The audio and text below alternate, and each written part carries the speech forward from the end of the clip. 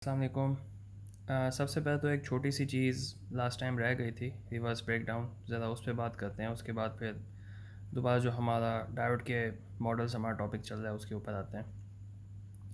Reverse breakdown actually होता क्या है? जब हम डायोड को फॉरवर्ड बाइस में कनेक्ट करते हैं, फॉरवर्ड बाइस में कनेक्ट करने का मतलब ये है कि जैसा ये नॉर्मली इस टाइम कनेक्ट हुआ हुआ, जब ये फॉरवर्ड बाइस में कनेक्ट होता है तो आपके पास वी डी और आई डी के दरमियान में जो कर्व बनता है वो कुछ इस तरह से बनता है। मतलब तकरीबन 0.7 वोल्ट के बाद आपका जो डायोड है वो कंडक्ट करना शुरू कर देता है और इसका करंट एक्सपोनेंशियली राइज करता है। ठीक, चलें, फॉरवर्ड बाइस के ऊपर तो काफ़ी ज़्यादा बात हो चुकी है। अगर मैं इसी की पोलैरिटी चेंज कर दूँ, यानी कि इसको नेगेटिव कर दूँ, सच दैट कि एन के साथ आपका कनेक्ट हो जाए पी पॉजिटिव और पी के साथ आपका यहाँ से नेगेटिव कनेक्ट हो जाए बैटरी का, तो ये आपका रिवर्स बाइस में हो जाएगा। रिवर्स बाइस में आप लोगों को ये पता है कि करंट डायरेक्टली फ्लो नहीं कर रहा होता, लेकिन थोड़ा सा लीकेज करंट इसमें ज़रूर होता है, प्रैक्टिकली स्पीकिंग, राइट। आइडियली तो नहीं करना चाहिए, लेकिन प्रैक्टिकली थोड़ा सा इसमें लीकेज करंट ज़रूर होता है। लीकेज करंट के बाद एक आपके पास पॉइंट ऐसा आता है जहाँ पे जो इसके दरमियान में फील्ड है वो इतनी ज़्यादा हो जाती है कि एकदम से ना सिग्निफिकेंट करंट फ्लो करना शुरू कर देता है, राइट।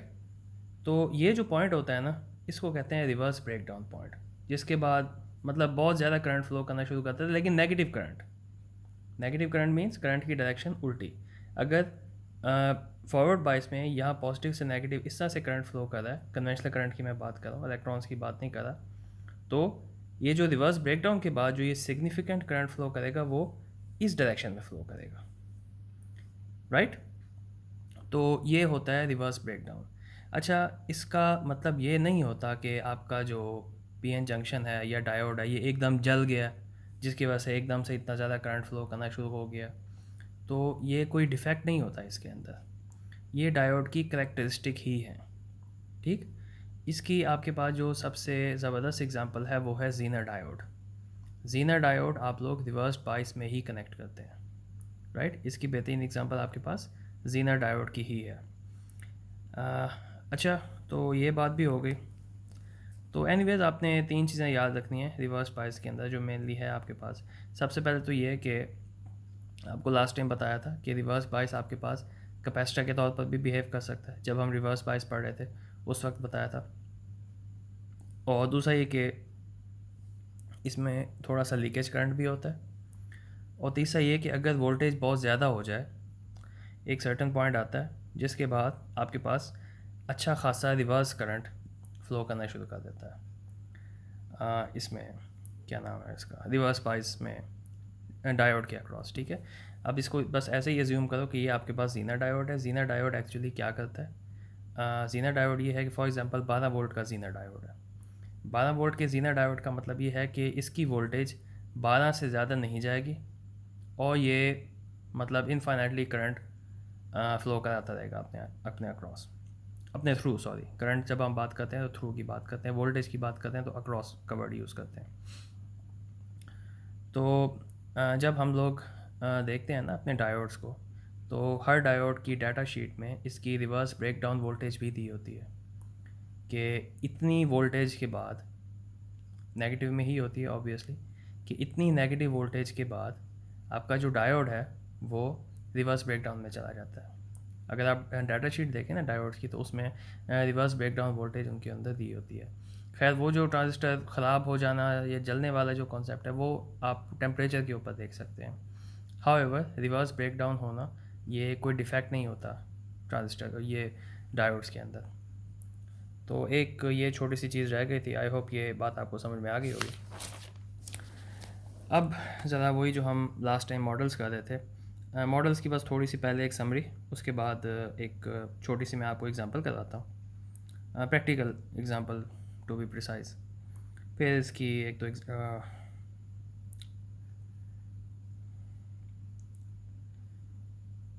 सबसे पहला जो आपके पास मॉडल है ना वो था एक्सपोनेंशियल। एक्सपोनेंशियल मॉडल आपका एक प्रैक्टिकल मॉडल होता है, राइट। मैंने आपको बताया था कि प्रैक्टिकली जो डायोड में आईडी और वीडी यानी कि डायोड के अक्रॉस वोल्टेज और डायोड के थ्रू करंट, उसके दरमियान में जो ग्राफ बनता है वो कुछ इस तरह से बनता है प्रैक्टिकली, जो हमारा लैब 1 में हमने जो काम किया था। और उसके बाद फिर हमने कहा था कि हम एक नया मॉडल इंट्रोड्यूस करवाना चाह रहे हैं, constant voltage model. Constant voltage model क्या है कि जब ये अपनी वोल्टेज पे पहुँचे जहाँ से इसने कंडक्ट शुरू करना है, जिसको नॉर्मली 0.7 हम लोग कहते हैं, उसके बाद ये एकदम से ये करंट इसका बढ़ना शुरू हो जाए ताकि हमारी कैलकुलेशंस थोड़ी सी आसान हो जाए। तो मॉडलिंग की हद तक ही इसको हम लोग करते हैं। और तीसरा हमारे पास मॉडल है आइडियल मॉडल। आइडियल मॉडल क्या है कि पॉजिटिव वोल्टेजेस के लिए करंट फ्लो करेगा, नेगेटिव वोल्टेजेस के लिए करंट फ्लो नहीं करेगा, राइट। तो अपनी कैलकुलेशंस को आसान करने के लिए हम आइडियल मॉडल को ही यूज़ करते हैं, या अगर हमने थोड़ी सी प्रिसीजन हमें चाहिए होती है तो हम कांस्टेंट वोल्टेज मॉडल की तरफ जाते हैं। एक्सपोनेंशियल मॉडल एक प्रैक्टिकल मॉडल है। तो जब हम एक्सपोनेंशियल मॉडल को देखते हैं तो हमारी कैलकुलेशंस थोड़ी सी डिफ़िकल्ट होती हैं, टफ़ होती हैं, लेकिन ज़ाहिर है हमारे पास जो रिज़ल्ट्स आते हैं वो बड़े एक्यूरेट आते हैं, राइट। तो दैट्स द पॉइंट एक्चुअली। तो इसमें कुछ चीज़ें हैं जो आपने ज़हन में रखनी है। सबसे पहले तो ये है कि सारे के सारे मॉडल्स ये नॉन लीनियर हैं, चलें, ये तो बड़ी सिंपल सी बात है। और दूसरा ये कि तमाम मॉडल जो है ना वो पॉजिटिव और नेगेटिव वोल्टेजेस में डिस्टिंग्विश कर सकते हैं, राइट। डिस्टिंग्विश करने का क्या मुराद है कि अगर कंडक्शन हो रही है दैट मीन्स कि वोल्टेज पॉजिटिव है, अगर कंडक्शन नहीं हो रही दैट मीन्स कि वोल्टेज नेगेटिव है। सिंपल सी बात है, तीनों मॉडल के अंदर यही सीन है। कंडक्शन हुई है, यहाँ पे हो रही है ना, वी पॉजिटिव है। अगर ये इस साइड पे होता, मतलब ये थर्ड और सेकंड और थर्ड क्वाड्रेंट में होता, तो फिर क्या होता, आप कह सकते हैं कि भाई नहीं, हमारे पास जो वोल्टेज है वो नेगेटिव है, कंडक्शन क्योंकि नहीं हो रही। चलें, ये बात भी यहाँ पे क्लियर हो गई। अच्छा, और यहाँ पे एक और चीज़ भी है, आपके जो बुक में लिखा हुआ है यहाँ पे कि 80% ऑफ द टाइम हम लोग कांस्टेंट वोल्टेज मॉडल को यूज़ करते हैं। बाकी ये जो दो मॉडल्स हैं ना अपनी कैलकुलेशंस के लिए, ये हम कंपैरेटिवली कम यूज़ करते हैं। 80% ऑफ द टाइम हम लोग कह देते हैं कि भाई ये कंडक्ट शुरू करेगा 0.7 वोल्ट के बाद, दैट मीन्स कि 0.7 वोल्ट के बाद एकदम से करंट बढ़ना शुरू होगा, जबकि इन रियलिटी एकदम से नहीं बढ़ता, ऐसे 0.7 वोल्ट के बाद थोड़ा थोड़ा करके बढ़ता है करंट। तो खैर एनीवेज, ये तो एक छोटी सी समरी हो गई। अच्छा, अब ना एक प्रैक्टिकल एप्लीकेशन है। इसके लिए मैं ऐसा करता हूँ, ज़रा अपने लैपटॉप का या मोबाइल का चार्जर लाता हूँ, मैं आपको वो दिखाता हूँ, ज़रा एक सेकेंड। अच्छा, अब बात ये है कि मेरे पास लेट से फॉर एग्ज़ाम्पल एक लैपटॉप है, आप लोगों के पास जो भी हैं लैपटॉप हैं या सेल फ़ोन है, जो भी हैं, आप उसका चार्जर उठाएं। आपका जो डिवाइस है, जो लैपटॉप है, ये एसी के ऊपर नहीं चलता। हमारे यहाँ पाकिस्तान में जो घरों में जो वोल्टेज आती है वो आती है 220 वोल्ट एसी, और उसकी फ्रीक्वेंसी होती है 50 हर्ट्ज़, राइट। ये मैं आपको एक छोटी सी डायोड की एप्लीकेशन बता दूँ कि डायोड किस तरह से यूज़ हो सकता है। बेतहाशा एप्लीकेशन है डायोड की, रेक्टिफिकेशन का प्रोसेस बेतहाशा यूज़ होता है, लेकिन बस एक छोटी सी एक जहन में ऐसे आ गई, और बुक में भी इसका हवाला दिया हुआ था, तो मैं एप्लीकेशन करवा दूँ यहाँ पर। तो 220 वोल्ट आपके पास हमारे घरों में आती है, ठीक, और इसकी जो फ्रीक्वेंसी होती है ना वो है 50 हर्ट्ज़। अब जो आपके लैपटॉप का चार्जर है, जो लैपटॉप में बैटरी लगी हुई है, वो बैटरी 220 वोल्ट एसी के ऊपर चार्ज नहीं होती, वो डीसी पे चार्ज होती है, राइट। नॉर्मली जो लैपटॉप्स में जो अवेलेबल हैं तमाम कंपनीज़ के, वो 19.5 या 20 वोल्ट्स के ऊपर ही चार्ज होते हैं, ठीक। इसका मतलब ये है कि ये जो 220 वोल्ट है, इसको मेरे चार्जर ने कन्वर्ट करना है 20 वोल्ट डीसी में, ठीक। अब ये डीसी है, ये टाइम के साथ साथ ये कांस्टेंट है, जबकि ये टाइम के साथ साथ वेरी कर रहा है। 220 वोल्ट, ये 240 पीक, ये 240 पीक वोल्ट होती है, पीक वोल्टेज होती है बाय द वे। अच्छा, अब हम ज़रा पढ़ते हैं कि इसके ऊपर लिखा क्या कुछ हुआ। यहाँ पे अब आपने यूँ करना है कि जो इनपुट है इसको पढ़ो। इनपुट के ऊपर लिखा हुआ है 100 से 240 वोल्ट तक।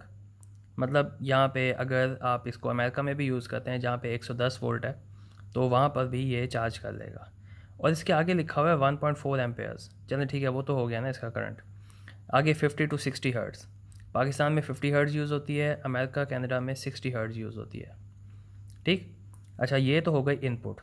और ये चार्जर पाकिस्तान के हवाले से जो इसकी रिक्वायरमेंट्स हैं उनको पूरा करता है। पाकिस्तान में 220 वोल्ट आती है तो ये 240 तक हैंडल कर सकता है। चलें जी, यहाँ पे भी ये पास हो गया। उसके बाद ये 50 हर्ट्ज़ फ्रीक्वेंसी के ऊपर भी काम कर सकता है। अच्छा, उसके बाद नीचे इसके लिखा हुआ है आउटपुट। आउटपुट यहाँ पे आ रहा है 19.5 वोल्ट। आगे आप देख सकते हैं कि सीधी लाइन बनी हुई है, ये डीसी का सिंबल है। ऊपर ये 240 वोल्ट के आगे ये जो सिंबल सा बना हुआ है ना, ये अलिफ मदार टाइप ये जो चीज़ बनी हुई है, ये एसी का सिंबल होता है। और इसके नीचे जो एक सीधी लाइन और 3 डॉटेड लाइंस हैं, ये डीसी का सिंबल होता है। ठीक। ये यहाँ पे आप लोग देख रहे हैं बाय द वे, जहाँ पे मेरा अंगूठा है ना, 100 टू 240 वोल्ट आगे एसी का सिंबल बना हुआ है और इसके नीचे ये 19.5 आगे डीसी का सिंबल बना हुआ है। नॉर्मली जो लैपटॉप्स होते हैं ना, वो 19.5 या 20 वोल्ट्स के ऊपर ही ऑपरेट करते हैं, मतलब आपके लैपटॉप्स को चार्ज करते हैं। मेरे पास एचपी की डिवाइस है, ये 19.5 के ऊपर। बाकी मैंने अपनी मिसेस का देखा था, एसर की डिवाइस थी, उसके ऊपर 20 वोल्ट था। बल्कमोबेश ऐसे ही आपके पास डिफरेंट मॉडल्स के भी वेरी कर सकते हैं, लेकिन नॉर्मली ऐसे ही होता है, क्योंकि फिर बैटरीज जो है ना, वो फिर वो स्टैंडर्ड होती हैं, वो हर जगह चल जाती हैं। जो आपके मोबाइल के चार्जर्स हैं ना, ये 3.7 वोल्ट के ऊपर मेरे ख्याल से चार्ज करते हैं। आप कंफर्म कर लीजिएगा, मुझे एग्जैक्ट याद नहीं है, लेकिन कमोबेश ऐसे 3 वोल्टेजेस ही होती हैं जो इनके सेल फोन्स के चार्जर्स होते हैं। तो खैर anyways, the main thing is कि मैंने चार्ज करना है अपने डिवाइस को, और मेरे पास जो इनपुट आ रही है वो है 220 50 हर्ट्ज़ फ्रीक्वेंसी के साथ। इसको मैंने कन्वर्ट करना है एक डीसी 20 वोल्ट के साथ। ठीक। तो जो मैंने बेसिक सर्किट्स में थ्योरीज पढ़ी हैं उसके मुताबिक तो मुझे एक बात समझ में आ जाती है कि अगर मैं वोल्टेज डिवाइडर लगा दूँ यहाँ पे, फॉर एग्ज़ाम्पल ये इनपुट के ऊपर कोई सप्लाई आ रही है वोल्टेज, चाहे एसी है चाहे डीसी है, यहाँ पे एक रेजिस्टेंस है, यहाँ पर एक रेजिस्टेंस है, इसकी वैल्यू ज़्यादा है, इसकी वैल्यू कम है, दैट मीन्स कि यहाँ पे कम वोल्टेज डेसिपेट होगी। मैं रेजिस्टेंसेस की वैल्यूज़ इस तरह से मैनेज कर लूँगा कि यहाँ पे मेरे पास 20 वोल्ट्स आ जाएगी। तो 20 वोल्ट एसी तो मुझे यहाँ पे मिल जाएगी, लेकिन प्रैक्टिकली हम ऐसा यूज़ नहीं करते। उसकी वजह ये होती है कि फिर यहाँ पे जो ये रेजिस्टेंस है ना, ये बहुत ज़्यादा हीट अप हो जाती है। तो ये प्रैक्टिकली हम ऐसा फिनोमेना नहीं यूज़ कर सकते। कुछ केसेस में यूज़ हो भी सकता है, लेकिन उतना एफिशिएंट नहीं है जितना हमारे पास एक और टेक्निक है जो अब मैं आप लोगों को दिखा रहा हूँ। ट्रांसफार्मर। नॉर्मली चार्जर्स में इस तरह का प्रिंसिपल यूज़ होता है। आजकल डिजिटल सिस्टम है, कुछ चाइना से डिफरेंट चार्जर्स भी आ रहे हैं जो कि कोई और टेक्निक्स यूज़ करते हैं, लेकिन जो एक क्लासिकल टेक्निक जो यूज़ होती है ना, सबसे पहले क्या है कि आपने एक स्टेप डाउन ट्रांसफार्मर लगाना है। इस 220 वोल्ट को 20 वोल्ट में स्टेप डाउन कर दिया। ओके, ये हो गया आपके पास पहला स्टेप। चार्जर बनाने का सबसे पहला स्टेप, इसको स्टेप डाउन करो। अब बात यह है कि ये है आपके पास एसी वोल्टेज। ठीक है, ये एसी वोल्टेज है। इसके आगे मैं एक लगा दूंगा डायोड। डायोड क्या करेगा, डायोड इसका जो नेगेटिव साइकिल है ना, ये उसको ख़त्म कर देगा। अभी प्योरली डीसी नहीं हुआ ये। ठीक, अभी ये प्योरली डीसी नहीं हुआ, सिर्फ जो इसका नेगेटिव रिपल था ना वो ख़त्म हो गया, सिर्फ पॉजिटिव रिपल्स रह गए हैं डायोड से गुजरने के बाद। ओके। अच्छा, उसके बाद फिर क्या है, ये डिफरेंट फ्रीक्वेंसीज़ के ऊपर हैं, ज़ाहिर है। हम इसके आगे फिर एक लगाएंगे लो पास फिल्टर। ठीक है, ये फ़िल्टर्स वगैरह इंशाल्लाह हम लोग कमिंग सब्जेक्ट्स में पढ़ेंगे। फ़िल्टर्स ये करते हैं कि अगर हमारे पास कुछ फ्रीक्वेंसीज़ हैं, हाई पास ऐसा करता है कि जो हाई फ्रीक्वेंसीज़ हैं उनको पास करा देता है, बाकी वाली फ्रीक्वेंसीज़ को ख़त्म कर देता है। लो पास जो कम फ्रीक्वेंसीज़ हैं उनको पास करा देता है, और जो ऊपर वाली फ्रीक्वेंसीज़ होती हैं उनको ख़त्म कर देता है। इसी तरह एक बैंड पास भी होता है, कि कुछ ख़ास फ्रीक्वेंसीज़ को हमने पास कराना हो, फॉर एग्जांपल 20 हर्ट्ज़ से लेके 60 हर्ट्ज़ तक फ्रीक्वेंसी, कि ये ख़ास बैंड है, इसको मैंने पास करवाना है, तो उसके लिए फिर बैंड पास फ़िल्टर यूज़ होता है। खैर इसको हम लोग डिटेल से पढ़ेंगे। अभी जो मकसद है वो सिर्फ़ और सिर्फ यही है कि आपको एक ओवरव्यू दे देते हैं, आपके माइंड में एक चीज़ बैठ जाए कि ये जो हमारे पास एक डिवाइस यूज़ होती है चार्जर्स की, वो किस तरह से काम करती है। तो प्रैक्टिकली डायोड का इस तरह से इस्तेमाल हो सकता है। अच्छा, यूपीएस में भी इस्तेमाल हो सकता है इसका, मतलब फॉर एग्ज़ाम्पल जब आपके पास लाइट चली गई है तो बैटरी से आपने जो देना है करंट। अच्छा, अब हम ये तो आई होप समझ में आ गई होगी कि एक चार्जर किस तरह से काम करता है। मुझे बड़ा अच्छा लगेगा अगर आप लोग कोई सर्किट बना के एक छोटा सा चार्जर डिज़ाइन भी करके दिखा दें। बाय द वे, आप ब्रिज रेक्टिफायर भी यहाँ पे यूज़ कर सकते हैं। उसके भी कुछ फ़ायदे नुकसान है। प्रैक्टिकली कुछ कंपनीज यूज़ करती हैं, कुछ नहीं करती, क्योंकि सर्किटरी थोड़ी सी कॉम्प्लेक्स हो जाती है। खैर उसके भी प्रोज एंड कॉन्स बहुत सारे हैं। तो ये एक सिंपल सी एक बेसिक सा प्रिंसिपल था। अच्छा, अब हम आते हैं कि जो हम लोग कैरेक्टरिस्टिक कर्व्स ड्रॉ करते हैं अपने डायोड्स की, वो किस तरह की हो सकती हैं। या तो ये है कि ये फॉर एग्ज़ाम्पल कोई सर्किट है, इसको एक वोल्टेज मिल रही है और उस वोल्टेज की वजह से एक करंट मिल रहा है। ठीक, एक तो इसी आई एक्स और वी एक्स के दरमियान में एक ग्राफ हो सकता है जिस तरह के हम लोग ये बनाते आ रहे हैं। और दूसरा ये है कि ये सर्किट है, इस सर्किट के बाहर कोई आउटपुट है और यहाँ पे कोई इनपुट दे रहे हैं। इस आउटपुट वोल्टेज और इनपुट वोल्टेज के अक्रॉस भी हम लोग ग्राफ बना सकते हैं। तो ज़रा पहले एग्जांपल की तरफ आते हैं। पहले एग्जांपल में आपके पास ये वी एक्स है, ये R1 है और ये डायोड आपके पास उल्टा लगा हुआ। ठीक, अब बात ये है कि सबसे पहले हम क्या करेंगे, आई एक्स और वी एक्स के दरमियान में ग्राफ प्लॉट करेंगे, इसको समझेंगे। उसके बाद फिर वी आउट और वी एक्स, यानी कि जो आपके पास इनपुट वोल्टेज है, इन दोनों के दरमियान में ग्राफ प्लॉट करेंगे। राइट, जब आपके पास था नेगेटिव वोल्टेज, राइट, यानी कि ये जो वी एक्स है ये नेगेटिव में था, उस वक्त क्या था?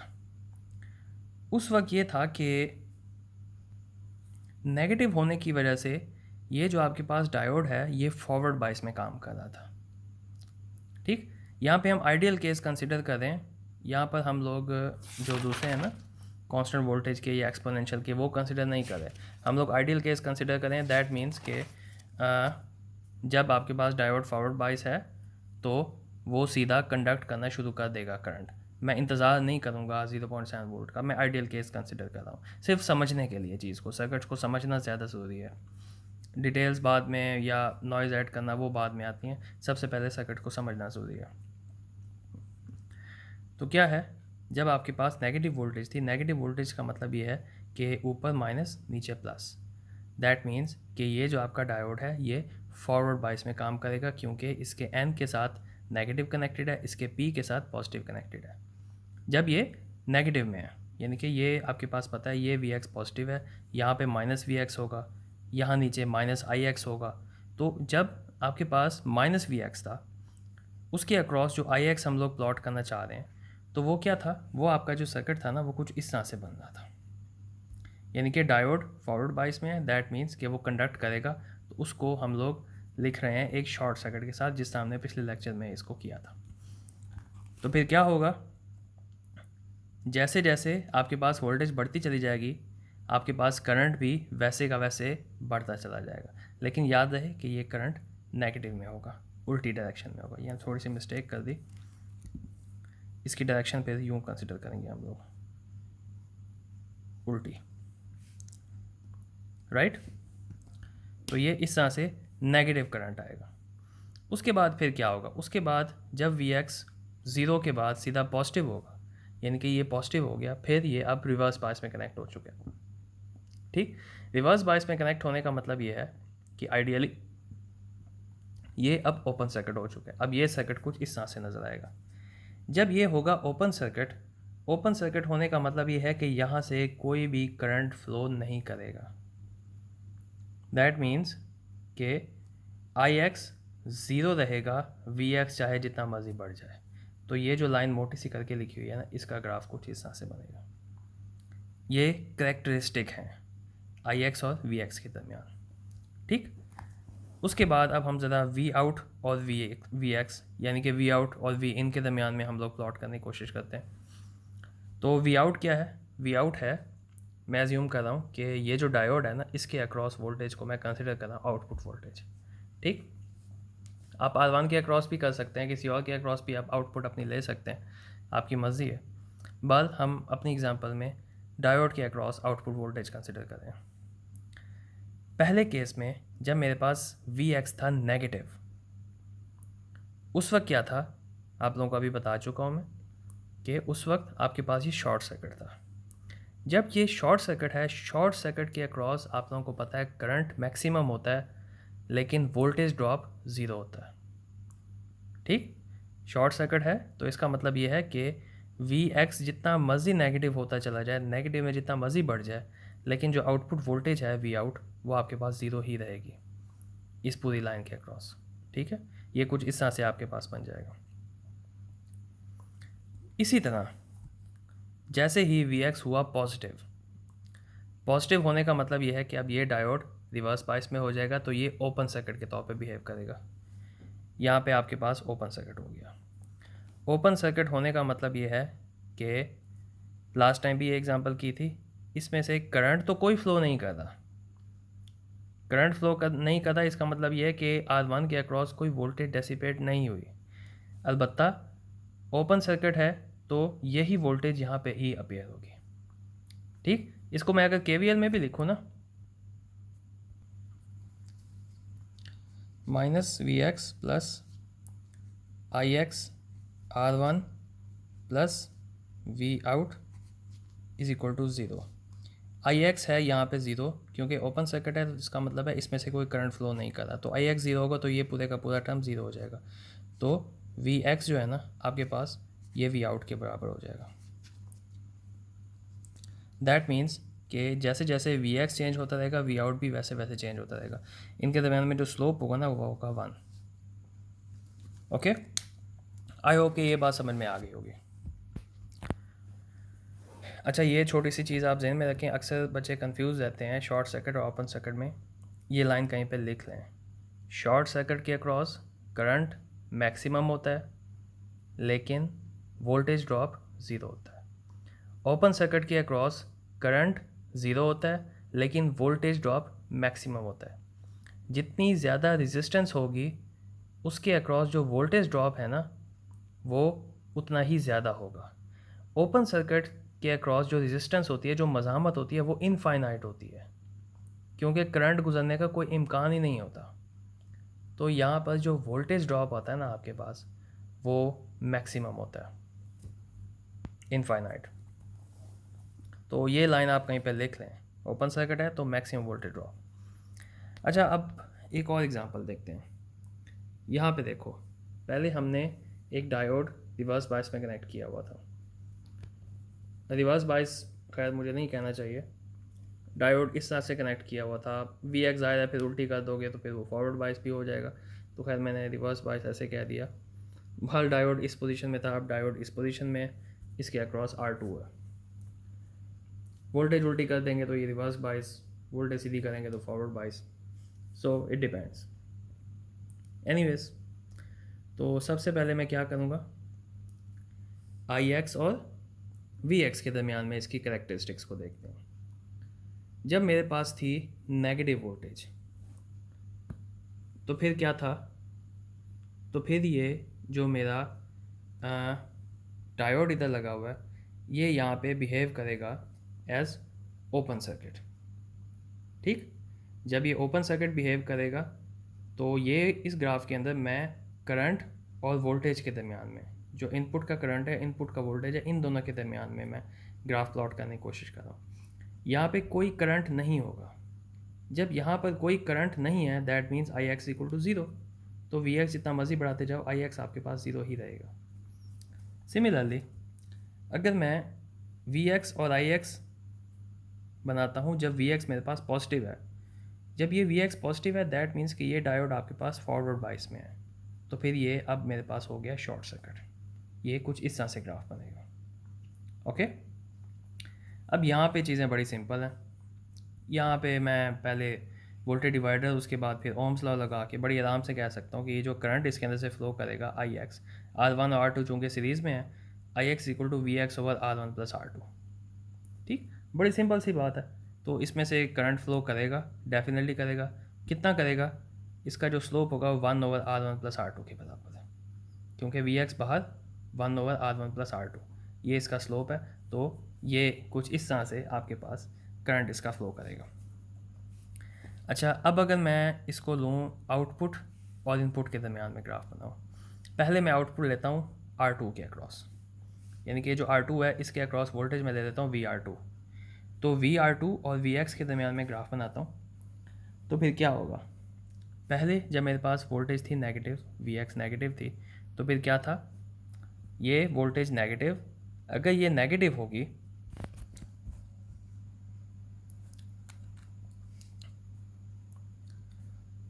स्टैंडर्ड ये है, नेगेटिव होने का मतलब है नेगेटिव ऊपर पॉजिटिव नीचे। तो ये फिर क्या हो जाएगा आपके पास? नेगेटिव वोल्टेज के केस में ये रिवर्स बायस में कनेक्ट हो जाएगा, तो ये आपके पास ओपन सर्किट बन जाएगा। ठीक, जब ओपन सर्किट है दैट मीन्स के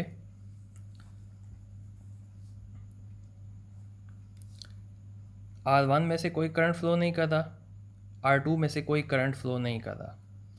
इस ब्रांच के अक्रॉस ये जो ओपन सर्किट है यहाँ पे तो कोई वोल्टेज डेसिपेट हो रही होगी, लेकिन R1 और R2 में से कोई करंट फ्लो नहीं कर रहा, देयरफॉर R2 में से किसी किस्म की कोई वोल्टेज डेसिपेट नहीं होगी। तो VR2 ज़ीरो रहेगा, चाहे जितना मर्जी नेगेटिव हो जाए। लेकिन अगर ये हो जाए यहाँ पे फॉरवर्ड बाइस में पॉजिटिव वोल्टेज के केस में, तो फिर क्या होगा? ये डायोड शॉर्ट हो जाएगा, तो ये आपका जो सर्किट है ये कुछ इस तरह से बन जाएगा। तो यहाँ पे आप बड़ी आराम से वोल्टेज डिवाइडर लगा के बता सकते हैं कि जो VR2 है ये है Vx इंटू R2 और R1 प्लस R2, Vx बाहर, और इसका जो स्लोप है वो बनेगा आपके पास R2 over R1 plus R2। ठीक, तो VR2 और Vx के दरमियान में कुछ इस तरह से ग्राफ बन सकता है। अब हम एक और काम करते हैं। अब हम ऐसा करते हैं कि ये जो डायोड है ना, इसको मैं नाम दे देता हूँ D1 का, और इसके अक्रॉस जो वोल्टेज है उसको मैं नाम दे देता हूँ VD1 का। अब VD1 और Vx के दरमियान में स्टडी करते हैं कि यहाँ पे क्या होगा। अब यहाँ देखो ज़रा, ये आपके पास जब वोल्टेज आपके पास होगी नेगेटिव, तो फिर ये बिहेव करेगा ये डायोड एज ओपन सर्किट, क्योंकि ये रिवर्स बायस में कनेक्ट होगा। तो ये कुछ इस तरह से बन जाएगा। आउटपुट मैं ले रहा हूँ यहाँ पे। ठीक, इसमें से कोई करंट फ्लो नहीं कर रहा, दैट मीन्स कि VR2 की वैल्यू भी ज़ीरो है, VR1 की वैल्यू भी ज़ीरो है। तो जब मैं इसके ऊपर लगाऊंगा मैं KVL, जैसा कि मैंने यहाँ पे लगाया था, माइनस Vx प्लस ज़ीरो, क्योंकि इस Ix की वैल्यू ज़ीरो है तो VR2 भी ज़ीरो होगा, प्लस दिस वोल्टेज जिसको मैंने VD1 का प्लस ज़ीरो। तो Vx जो है ना ये VD1 के बराबर होगा। दैट मीन्स कि जैसे जैसे नेगेटिव Vx बढ़ता जाएगा और नेगेटिव में ही जो VD1 है वो भी वैसे वैसे ही बढ़ता चला जाएगा। इनके दरमियान में जो स्लोप होगी वो होगी 1। सिमिलरली जब मेरे पास पॉजिटिव Vx होगा फिर क्या होगा? फिर ये as a short circuit behave करेगा, राइट? शॉर्ट सर्किट के अक्रॉस वोल्टेज डेसिपेट ज़ीरो होती है, सिंपल। तो देयरफॉर जैसे जैसे Vx बढ़ता चला जाएगा VD1 ज़ीरो ही रहेगा। तो आई होप कि ये कुछ चीज़ें थी आपको क्लियर हो चुकी होंगी। अब एक छोटा सा काम है वो मैं आपके ऊपर ही छोड़ देता हूँ, वो ये है कि VR1 और Vx के दरमियान में मुझे कोई ग्राफ प्लॉट करके दिखाए। I will be so happy.